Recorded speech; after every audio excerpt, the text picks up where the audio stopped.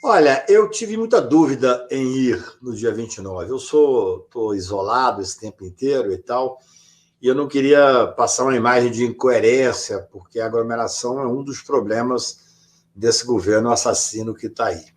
Mas acontece, para ser sincero, que eu senti uma necessidade de estar na rua. Primeiro que eu estou vacinado, depois que eu consegui, aqui em Brasília nós mantivemos bem as distâncias, todo mundo de máscara e tal.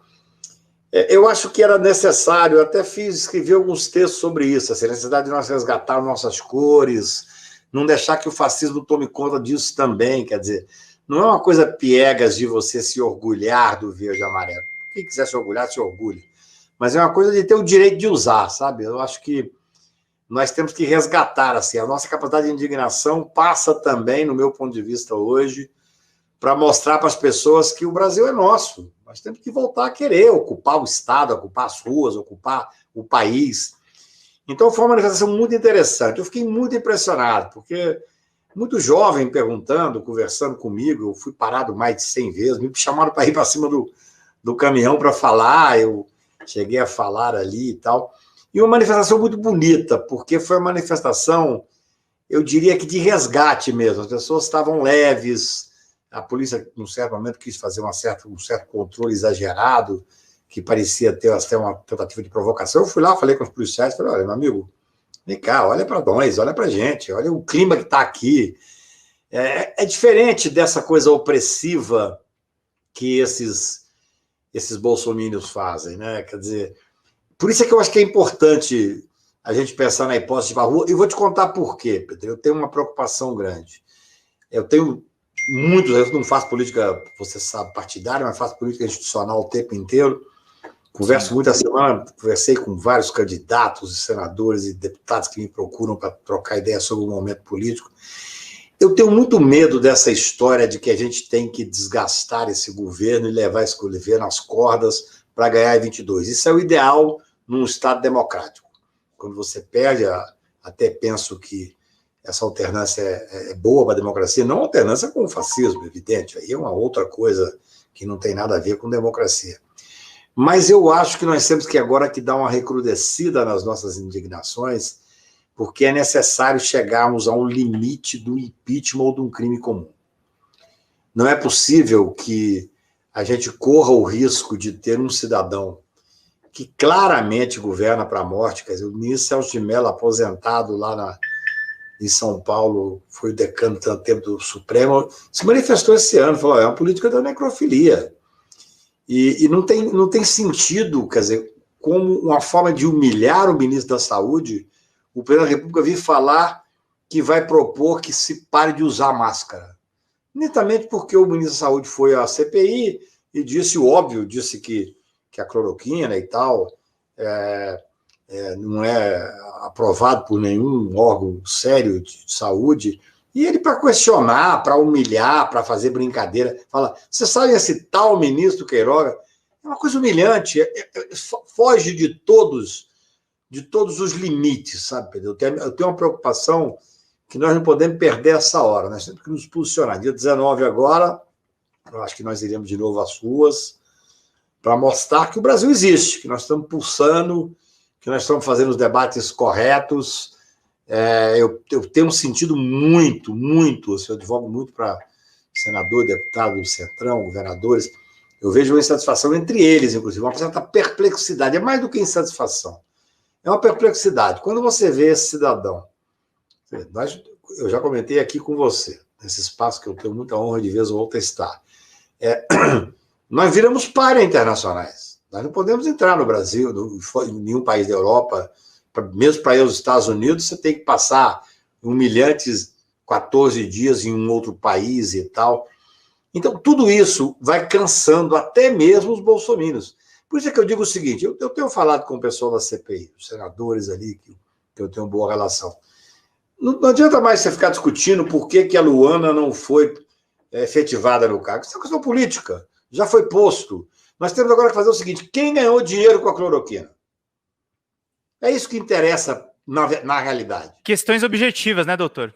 Objetivo. Eu até escrevi um artigo sobre como fazer perguntas É porque as pessoas não estão acostumadas, nós somos profissionais do direito, estão acostumados. Lá tem um ex-delegado que é muito bom nisso e tal. Mas nós temos que objetivar a CPI, porque eu já tenho a preocupação, que eu já expus aqui, que depois de toda a CPI sai um relatório, vai para o Procurador-Geral da República e ele arquiva. Vai para o presidente da Câmara e ele arquiva. Porque nós temos que, uma das funções da CPI, repito, é propor mudanças legislativas. Nós temos que propor mudança no regimento da Câmara. O relatório da CPI não é encaminhado para votar em 10 dias, tem que haver uma determinação de encaminhamento para que o plenário decida. Se o plenário decidir favorável espero que o indiciado, o presidente da República, faz parte do jogo, Pedro. Eu não sou um homem que sou dono da verdade, não. Eu estou perplexo com o que está acontecendo. Eu e o mundo, né? Sim. Nós que temos contatos fora do Brasil, cada vez mais as pessoas estão absolutamente perplexas. Agora, a mesma coisa, o relatório vai para o Procurador-Geral da República, chegou lá, o Procurador-Geral da República não denuncia, tem que ter um grupo de 5, 6 subprocuradores que vai analisar essa peça, que é uma peça construída pelo Senado Federal, porque a CPI é um braço do Senado Federal que tem poderes inerentes ao Poder Judiciário. É uma coisa muito séria. Não pode simplesmente, depois disso, ficar paralisado. Então, eu fui para a rua, estou escrevendo sobre o resgate das cores, até escrevi o último agora, para não dizer que eu não falei das cores. Quer dizer, que eu acho que é importante nós termos uma identidade nacional. Até conversando com o Neville de Almeida, o cineasta que é meu amigo e me ligou sobre meu artigo, dizendo: Cacai, imagine se na Rússia, se nos Estados Unidos, se na França, a gente de repente tivesse um movimento para tomar as cores do país. Isso não aconteceria. Quer dizer, isso não é impensável, né?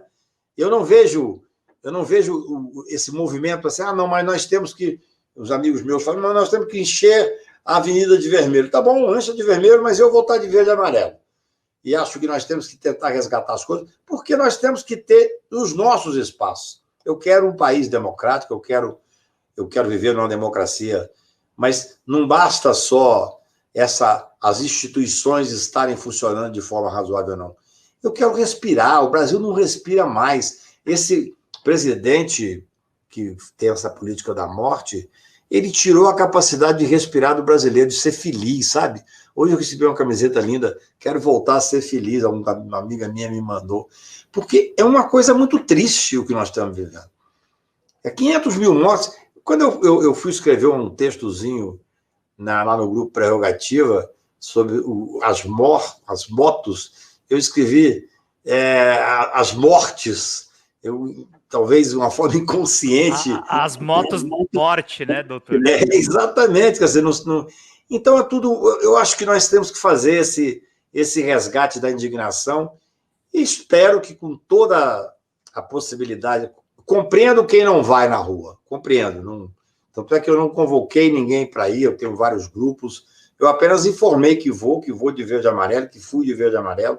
Foi muito interessante. Olha, eu vou te falar, Pedro, eu fui abordado por 120, 150 pessoas, das mais de 100 meninos de 20 e poucos anos de idade, estudantes, que falam: estou acompanhando seus artigos, acompanhando seus debates, ou seja, as pessoas estão sedentas para melhorar o Brasil. O meu único medo. Pode falar. A minha única preocupação é a gente ficar com vários amigos que são mais políticos, até partidários, que apostam muito nessa história de você levar as cordas e desgastar o governo. Esse governo, cada vez que ele fica, é mais mortes. Então, nós temos que ter responsabilidade com a vida. Eu acho que nós temos que apressar um impeachment ou um processo criminal. É isso mesmo. Doutor, tem algumas perguntas aqui do nosso público. O Cláudio Alves está perguntando aqui: Cacai, não seria melhor acabar de vez com as decisões monocráticas, não só no judiciário, mas também no legislativo e no MP? O poder de tomar decisões monocráticas não é dar poder demais a uma pessoa só? Uma dúvida do nosso público. Essa é uma discussão das mais interessantes. Eu sou favorável, tem que haver decisão monocrática, porque às vezes ela requer um grau de rapidez, né?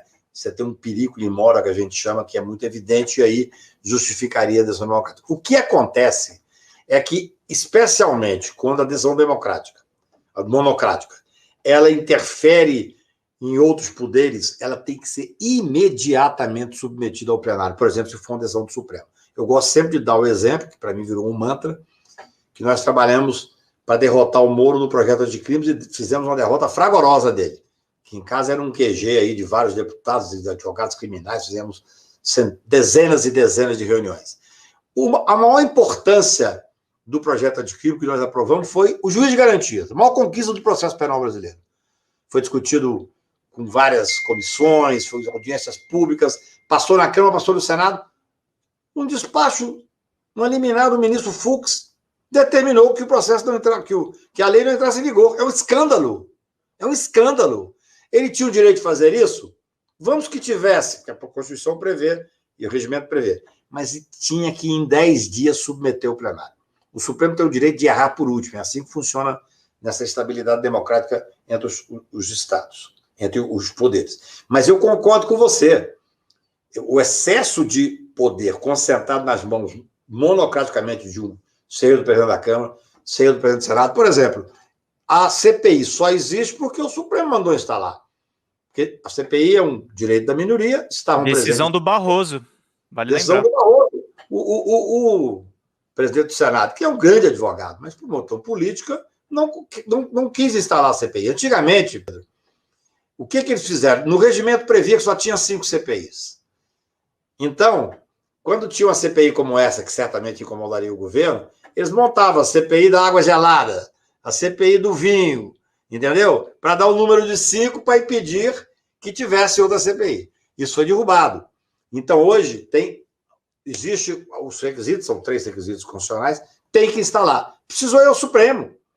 Então, eu sou um advogado que tenho criticado imensamente esse excesso de poder concentrado monocraticamente, seja na Procuradoria da República, seja no Supremo Tribunal Federal dos Ministros, seja através das presidentes das casas do Senado e da Câmara.